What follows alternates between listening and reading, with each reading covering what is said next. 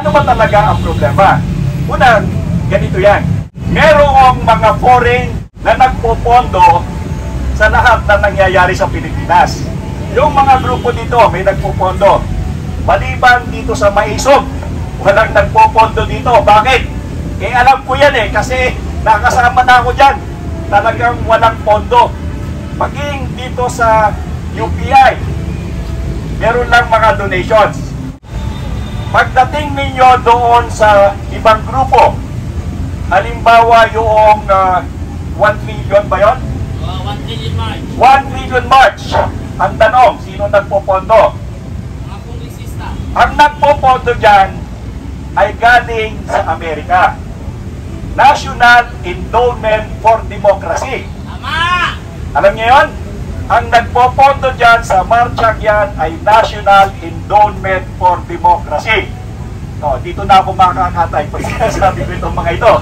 Okay, ano ang National Endowment for Democracy at sino ang kanilang contact dito sa Pilipinas? Ang contact nila dito sa Pilipinas is si Maria Ressa. Si Maria Ressa. Rappler.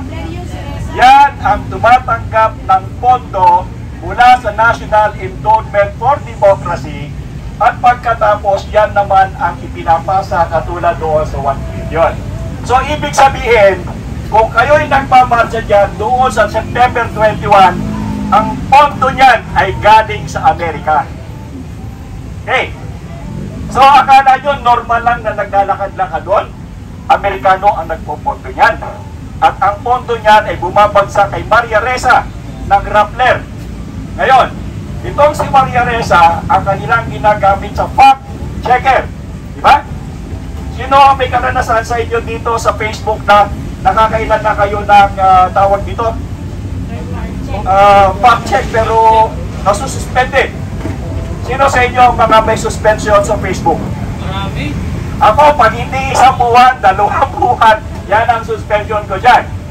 At yung iba, syempre, alam natin na nagre-reklamo. So, ibig sabihin, yung isang grupo noong September 21 na nagmarcha na napakarami, that is funded by NED, National Endowment for Democracy.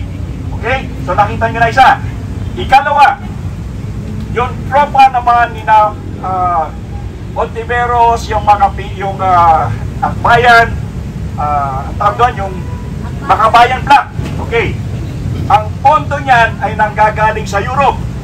Okay, nanggagaling sa Europe ang pondo niyan. Matatandaan nyo na si Joma Sison ay nagtagal sa Netherlands ng napakatagal na panahon. Wala naman siyang hanap buhay. Ibig sabihin, may nagpopondo sa kanya doon. At yung nagpupondong mga grupo, maraming grupo na leftist yan sa Europe, yan din ang nagpupondo dito sa Pilipinas. Sinusuportahan nila yung mga leftist group dito, kaya hindi yan nauubusan ng pera. Sa katunayan, pag tinignan ninyo yung mga new people sa army, ang gaganda ng baril yan may mga AK-47. Saan sila kukuha ng pambili kung wala silang pondo? Ang pondo niyan ay nanggagaling sa Europe. Kung kaya't yung isang grupo dito na nagmamarcha na kung saan ay lumusog palata doon sa grupo natin, yan ang nagpopondo dyan. Okay? So, ibig sabihin, ang isa pa dyan, bukod doon sa National Endowment for Democracy, ang isa pa dyan yung tinatawag na Asia Foundation. Yan din ang nagpopondo. Yan ay nagpupondo sa mga universities at saka sa mga iba-ibang grupo. Ibig sabihin, ang Pilipinas ay nag-aaway-away pero hindi natin naiintindihan ang nagpupondo ng away natin ay foreigner. Okay, now, bakit ko alam ang Asia Foundation?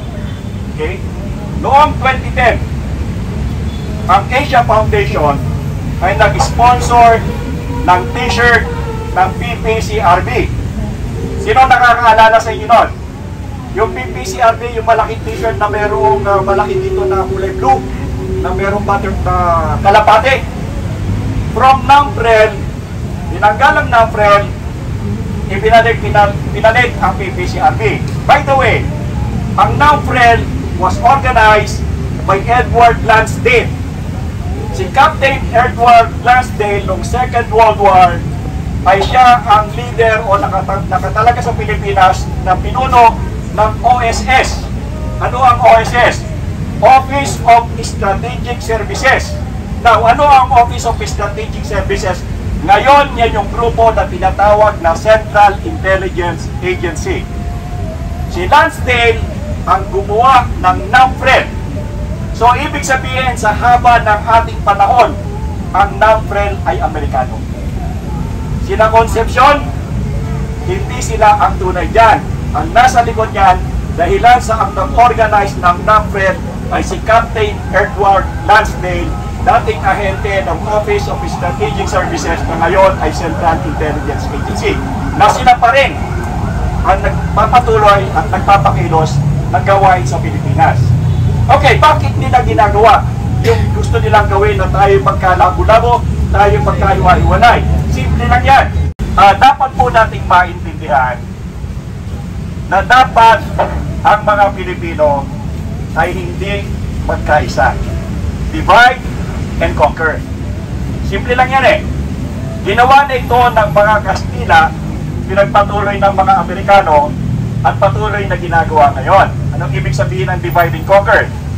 Kasi, pag tayong mga Pilipino ay nagkaisa, makikita natin o matutumpok natin kung ano talaga ang problema. Diba? Ngayon, ano ba talaga ang problema? Unang, ganito yan. Merong mga foreign, sabihin natin merong mga dayuhan na nagpopondo sa lahat na nangyayari sa Pilipinas.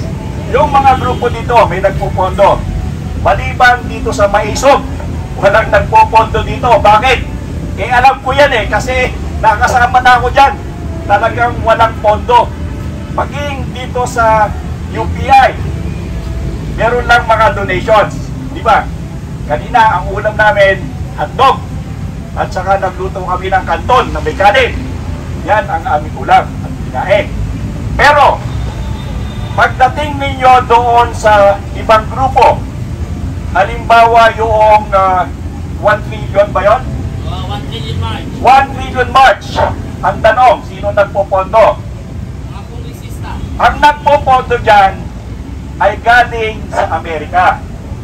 National Endowment for Democracy. Tama! Alam niyo yun? Ang nagpopondo dyan sa marchang yan ay National Endowment for Democracy. No, dito na ako makakatay pag sinasabi ko itong mga ito. Tama yan! Okay, Tama yan. ano ang National Endowment for Democracy at sino ang kanilang contact dito sa Pilipinas? Ang contact nila dito sa Pilipinas ay si Maria Ressa.